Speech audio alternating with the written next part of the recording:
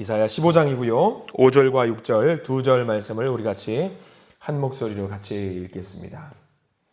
네, 15장 5절과 6절 같이 읽습니다. 내 마음이 모압을 위하여 부르짖는도다.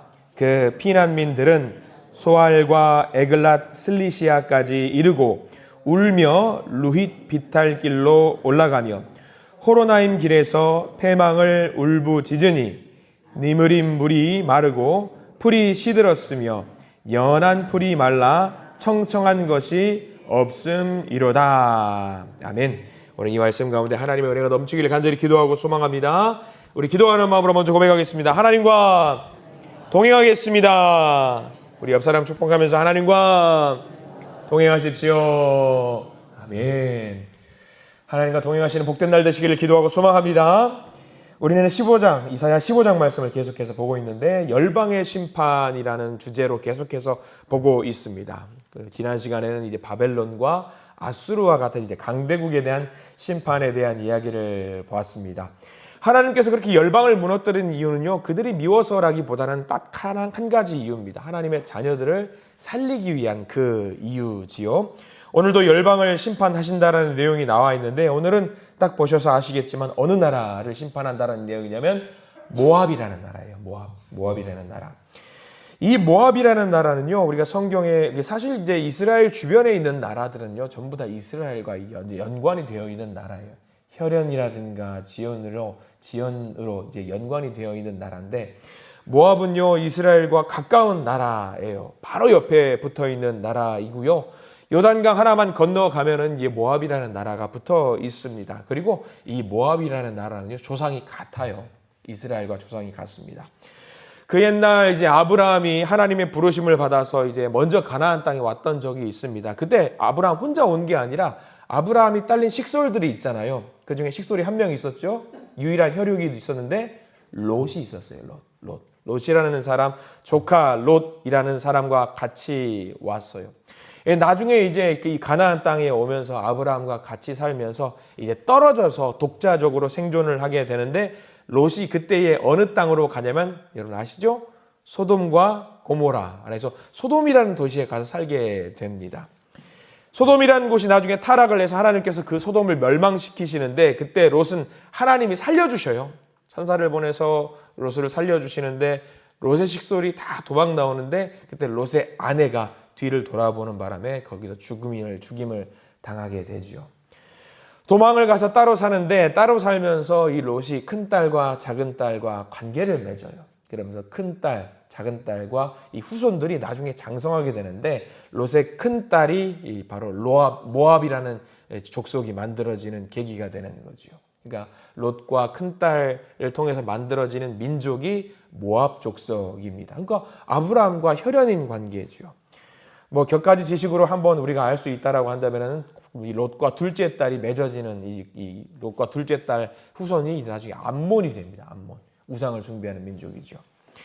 모압과 암몬은 사실 굉장히 이제 이스라엘과 가까운 나라고요. 피가 섞인 혈연의 나라임에도 불구하고 나중에 이 모압이 이스라엘이 잘 되는 꼴을 못 봐가지고 가나안 땅으로 이스라엘이 들어가려고 할 때 들어가지 못하게 해코지를 하고 나쁜 일을 하는 민족이 됩니다. 이스라엘 백성들이 가나안 땅에 들어갈 때 모압 땅을 지나갈 일이 있었는데, 모압 땅에서 모압 사람들이 길을 내주지 않습니다. 그래서 이스라엘 백성들이 화가 잔뜩 나가지고 그냥 밀어버릴까, 그냥 없애버릴까. 그때 당시는 승승장구하던 때이기 때문에 모압과 싸우면 당연히 이겼겠지요. 근데 하나님이 모압과는 싸우지 말고 돌아가라고 알려주셔요. 혈연이기 때문에 싸우지 말라는 거죠.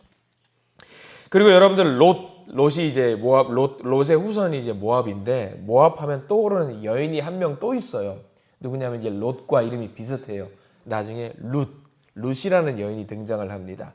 성경에는 롯과 룻이 있어요. 롯은 남자, 룻은 여자. 이 둘의 이름이 좀 헷갈릴 텐데, 롯은 아브라함의 조카, 룻은 어떤 여인이냐? 귀중한 여인이지요. 룻은 성경에 보면 룻기가 있잖아요. 룻은 모압 여인입니다. 모압 여인이면서 출신이 모압이에요. 얼마나 귀한 여인인가. 룻이 낳은 아이가 오벳이 낳은 아이가 이세가 낳은 아이가 누구냐면 다윗. 이렇게 혈통적으로 보면 굉장히 귀한 쓰임을 받은 여인이 룻인데, 이 이 모압의 피를 갖고 있는 여인이지요. 그러니까 이 정도로 보면은요, 이 모압 백성들은 굉장히 이스라엘과 친분이 있는 나라입니다. 나중에 다윗이 사울 왕을 피해서 도망 다닐 때 그의 부모님을 어디에 맡기느냐? 모압 민족에 맡기는 일도 있어요. 근데 시간이 흐를수록 모압이 하나님으로부터 점점 멀어집니다. 하나님으로부터 멀어지니까 하나님의 심판이 당연히 임하겠지요. 임하는 일이 발생하는데 참 안타까운 일입니다. 이렇게 혈연적으로 가까운 민족, 하나님과 가까이 하면 참 좋겠지요. 이 심판도 결이 좀 달라요.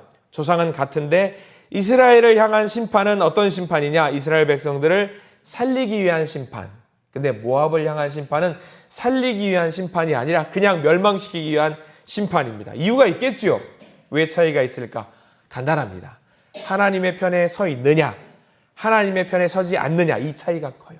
이스라엘 백성들은 이렇든 저렇든 우여곡절 사연이 있든 말든 하나님 편에 서려고 노력을 하는 사람들이 있었습니다. 근데 모압은요, 완전히 벗어나요.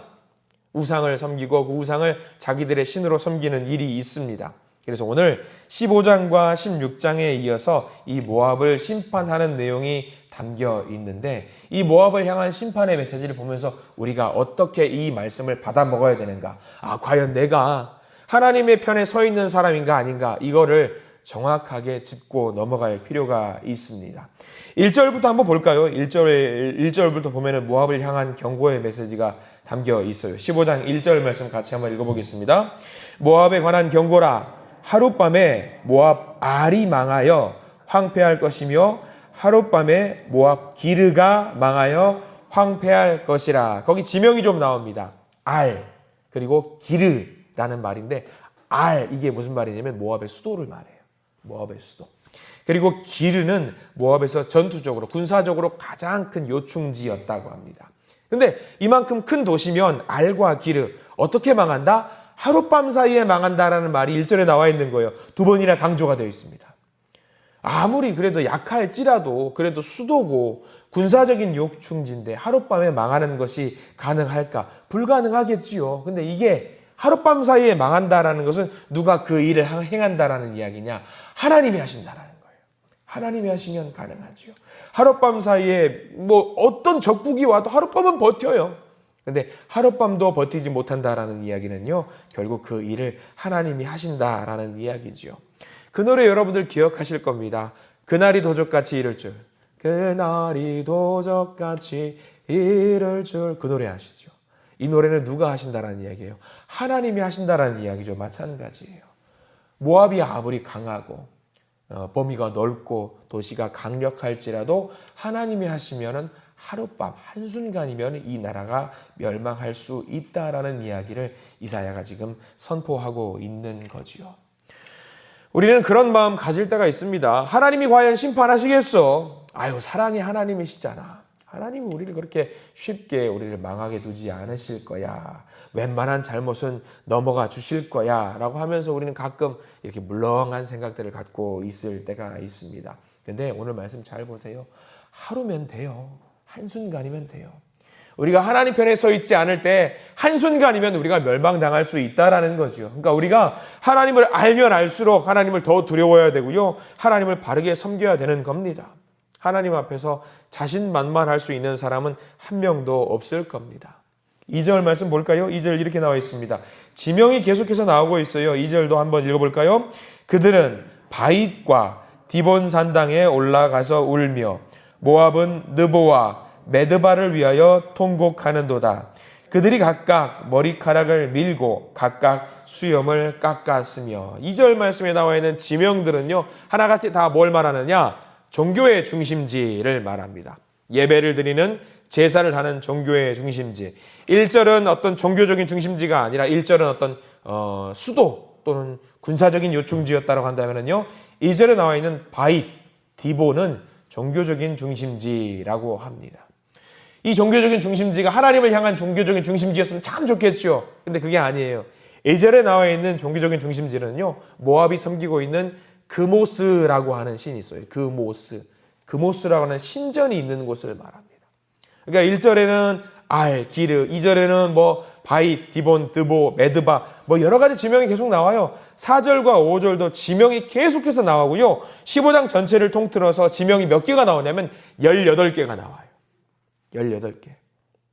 그러니까 이 심판이 무엇을 말하느냐? 두 가지 의미가 있어요. 첫 번째는 이 심판이라고 하는 것이 구체적으로, 명확하게, 세부적으로 이루어진다는 것을 말합니다. 하나 더 나오는 게 있는데 이렇게 구체적으로 지명이 나온다는 것은 무엇을 말하느냐? 하나하나 하나님이 아직 무엇을 갖고 있다? 애정을 갖고 있다라는 말이에요. 애정이 없으면은요, 이 모압 그냥 쓸어버려. 한 방에 끝내버려. 모압 그냥 없애버려 할 수 있을 텐데 하나님이 이렇게 세부적으로 18개의 지명을 설명하고 있고 지명을 말하고 있다는 것은요. 돌아와라. 이걸 말하는 거예요. 제발 좀 돌아와라. 한 명 한 명 내 아들, 딸들 제발 좀 돌아왔으면 좋겠다라는 것을 말하고 있는 거예요. 그러니까 15장 말씀이 그냥 쓸어버리겠다라는 이야기로 우리가 받아들일 것이 아니라 하나님의 시선으로 이 아들, 딸들을 살리고 싶은 그 마음이 담겨 있다라는 것을 우리가 좀 알아야 됩니다. 그 영혼 하나하나를 살리고 싶은 그 마음, 그게 있다라는 거죠. 4절 말씀도 볼까요? 우리 4절도 같이 읽어봅니다. 시작. 헤스본과 엘르알레는 부르짖으며 그들의 소리는 야하스까지 들리니 그러므로 모압의 군사들이 크게 부르짖으며 그들의 혼이 속에서 떠나는도다 라고 나와 있어요. 여기 나와 있는 헤스본은 북부 지역을 말하고요. 야하스는 중부 지역을 말합니다. 그러니까 구체적으로 조목조목 짚어가면서 하나님이 설명을 하고 있는 겁니다. 근데 지금 이것을 선포하고 있는 사람이 누구냐? 이사야거든요. 이사야 선지자. 이사야 입장에서 보면은요, 모압은 적국입니다. 친분이 있다라고 할지라도 적국이에요. 근데도 불구하고 이렇게 선포를 하고 있는 거예요. 왜? 적국을 살리고 싶은 말씀. 5절 말씀 보시면 그런 말씀이 있죠. 여기는 밑줄을 그으셨으면 좋겠는데 우리가 읽은 본문 5절에는 이런 말씀이 있어요. 내 마음이 모압을 위하여 부르짖는도다. 이거 줄 그으십시오. 모압을 위하여 부르짖을 필요 없어요. 그냥 멸망시키면 돼요. 요나가 니느웨를 살리기 싫어했던 그 마음이 여기도 담겨 있는 거예요. 그냥 멸망시키면 돼요. 그럼에도 불구하고 하나님은요, 니느웨를 살리기 위해서 요나를 보내잖아요. 이사야도 똑같아요. 아유, 멸망당하면 끝나면 그냥 끝나는 거죠. 망해버려라 하면 끝나는 거예요. 근데 이사야가 부르짖고 있어요. 이거는 이사야 개인의 마음이 아니죠. 누구의 마음이냐면 하나님의 마음이에요. 하나님의 마음. 북부 지명의 이야기를 했고요. 중부 지명의 이야기를 했고요. 5절에 나와 있는 말씀은요. 남쪽 지역을 말하고 있어요. 모든 지역이 패망하게 될 것이다. 그렇지만 하나님은 패망을 원하지 않고 살리고 싶어 한다라는 그 말씀이 6절 말씀이에요. 6절 말씀 한번 읽어볼까요? 6절입니다. 물이 마르고 풀이 시들었으며 연한 풀이 말라 청청한 것이 없음이로다. 야, 이 청청한 것이 없다. 안타깝다. 왜 이렇게 됐느냐? 왜냐하면 모압은요, 물이 마르지 않는 나라라고 합니다. 모압 바로 옆에 요단강이 끼고 있고요. 그 주변에 아르논 강이라고 해서 절대 마르지 않은 강이 있어요. 여기서 마른다라고 하는 것이 무슨 말이냐? 하나님의 은혜의 말씀과 하나님의 은혜의 강물이 말라버릴 것이다 라는 이야기예요. 그러니까 이 멸망과 심판이 누구로 인한 것이다? 하나님으로부터 인한 것이다 라는 이야기가 계속해서 기록이 되어 있는 거지요. 망할 수 없는 나라가 이렇게 망하게 된다. 하루아침에 망하게 된다라는 말씀을 우리에게 주어지는 이유, 돌아보라는 거지요. 과연 나는 어떤가? 모압의 마음이 아닌가? 멸망당한 마땅하지만 하나님이 이스라엘 백성들을 살리기 위해서 그래도 꾸역꾸역 부어잡고 이렇게 끌고 나가는 모습, 그 모습을 보면서 우리는 모압처럼 하나님을 멀리하는 그런 사람들이 아닌가? 여러분들 생각해 보라는 거예요. 하나 알고 넘어가야죠. 모압이 왜 심판을 당할까? 하나님, 모압이 왜 심판을 당할까요? 우리는 역사적으로 좀 거슬러 올라가 볼 필요가 있어요. 우리는 롯 하면은 생각나는 이야기가 하나 있어요. 우리가 그것을 잘 알아야 되는데, 처음에 아브라함과 롯이 같이 있었을 때 같이 살았잖아요. 유일한 혈육이기 때문에 같이 살았는데 아브라함이 하나님으로부터 귀한 복을 계속 받아요. 롯도 옆에 있으면서 낙수 효과라고 하잖아요. 이 복이 아브라함으로부터 받아지고 이게 떨어지니까 롯은 그 주변에서 아브라함으로 인해서 복을 계속 받아요. 낙수 효과. 이제 부강한 부족 국가가 되니까 아브라함의 사람들과 롯의 사람들이 다퉈요. 그러면서 아브라함이 롯에게 말하죠. 야, 조카야, 우리가 여기서 싸우면 되겠냐? 그러지 말고 우리 이쯤에서 헤어지자. 네가 좌로 가면은 내가 우로 갈 것이고, 네가 먼저 우로 가면 내가 좌로 갈게. 네가 먼저 골라라. 자, 여기서 여러분들이 롯이라고 생각을 해보십시오. 모압 민족의 조상 롯입니다. 여러분들은 아브라함이 여러분들에게 그렇게 말을 합니다. 그럼 여러분들은 어떻게 대답을 하실래요? 네가 좌로 가면 내가 우로 갈고, 네가 우로 가면 내가 좌로 갈게. 여러분들 만약에 여러분들이 롯이라면 어떻게 하시겠어요? 저는 가끔 그 그림을 막 상상해 보면서 내가 롯이라면 어떻게 말할까? 이렇게 말해야 돼요. 아마 이게 맞을 겁니다. 숙부님이 정하시면은 제가 따를게요. 먼저 골라주세요. 왜냐면 자기가 조카니까 숙부님한테 먼저 선택권을 드리든가. 이게 1번. 2번. 삼촌, 기도해 볼게요. 하나님께 여쭤보고 하나님께서 하라시는 대로 따라가겠습니다. 이 둘 중에 하나여야 될 겁니다. 근데 롯이 어떻게 한 줄 아세요? 네가 좌로 가면 내가 우로 가고, 네가 우로 가면 내가 좌로 갈게 하니까 제일 먼저 롯이 뭘 했어요? 주변을 둘러봐요. 그러면서 이쪽이 더 나은 것 같으니까 냉큼 이쪽으로 가겠다고 먼저 이야기를 합니다. 아브라함은 어떻게 마음이 아플까요? 야, 이거 먹여주고 재워주고 했더니 지가 먼저 골라서 좋은 데로 가버리네. 그래, 가라. 다 내려놓고 가게 합니다. 예절도 없고 예의도 없고 기도도 없어요. 롯은 생각했겠죠. 자기가 복을 누리니까 자기가 뭐 잘나서 복을 누린 거라고 생각을 했겠죠. 그거 아니에요. 아브라함이 받은 복을 나눠 먹은 것 뿐이에요. 그러면서 자기가 좋은 땅이라고 생각하고 에헤라디 하면서 그쪽으로 가버리는 거죠. 롯의 결정과 롯의 믿음은요, 최소한 자기를 돌봐주었던 아브라함에 대한 예의를 표한 것도 아니고요, 하나님께 물어본 것도 아니에요. 하나님의 편에 서 있었던 것도 아니라는 이야기죠. 이 믿음이, 그 얄팍한 믿음이 그대로 모압에게 전수가 된 거죠. 이게 중요한 거죠. 저는 우리 믿음의 성도님들이 기도하실 때에, 늘 삶의 선택과 결정을 하실 때에 제일 먼저 하나님의 편에 서서 결정하시는 여러분들이 되시기를 축원하고 축복합니다. 하나님께 먼저 물어보시고 답을 구하셔요. 그래서 결국 모압이 어떻게 됐느냐? 하나님을 버리게 되었고요, 우상을 섬기는 민족이 되었습니다. 예절도 없는 민족이 되었어요. 형제의 나라를 핍박하는 나라가 되었습니다. 어디 편에 서 있느냐? 이게 굉장히 중요한 문제입니다. 여러분들 반드시 하나님의 편에 서 계시기를 축원합니다. 내가 좋은 편에 서 있으면 그때는 좋을 수 있겠죠. 그 순간만큼요. 근데 그 선택이 항상 좋은 선택이 아닐 수가 있습니다. 근데요, 하나님의 편에 서 있으면은요, 무조건 좋은 선택, 무조건 좋은 결과로 우리를 인도하신다는 것을 믿으시기 바랍니다. 롯이 만약에 한 번이라도 기도했다면, 하나님의 시선으로 바라봤다면, 하나님의 마음을 품었다면 그 결론은요, 조금 달랐을 수도 있었을 것 같아요. 근데 롯은, 모압 민족은 그렇게 하지 않고 자기 눈에 좋은 대로 선택했고 오히려 소돔 한가운데로 들어가는 큰 잘못을 범하게 되었습니다. 여러분들 믿음 생활하면서 가장 중요한 것은요, 하나님의 편에 서 있는 겁니다. 우리가 다시 한번 하나님의 마음을 헤아려서 하나님의 마음을 내 마음에 담아서 하나님의 마음으로 살아가시는 저와 여러분들 되시기를 축원합니다. 하나님께 기도하면서 하나님 좋은 길로 가게 해주세요. 하나님의 마음으로 살게 해주세요. 하나님이 결정하시는 그 결정을 따라가게 해주세요. 그렇게 살아가시는 오늘 하루 되시기를 축원합니다. 많은 선택이 있을 겁니다. 많은 결정의 자리가 있을 겁니다. 그 결정의 자리, 선택의 자리에 먼저 기도하십시오. 하나님, 어떻게 하는 것이 맞는 결정일까요? 그렇게 먼저 물어보시면서 하나님의 편에 서 계시는 우리 모두가 되시기를 간절히 축원합니다. 기도하겠습니다. 하나님, 우리는 늘 연약해서 눈에 보이는 대로 좋은 편을 가려고 합니다. 마음에 끌리는 대로 가려고 하고요, 우리의 얄팍한 그 욕심이 이끄는 대로 걸어갈 때가 많습니다. 근데 순간순간 주님은 우리에게 말씀해 주십니다. 바른 길을 가는 것이 맞다. 이 길이 좁아 보일지라도 이 길로 가는 것이 맞다. 이 길이 비록 험난해 보일지라도 너에게 맞는 길이다. 쉬지 않고 우리에게 말씀해 주시는 그 음성을 듣게 됩니다. 주님, 하나님의 마음을 붙잡게 해 주시옵소서. 우리의 욕심대로 살지 않게 해 주시옵소서.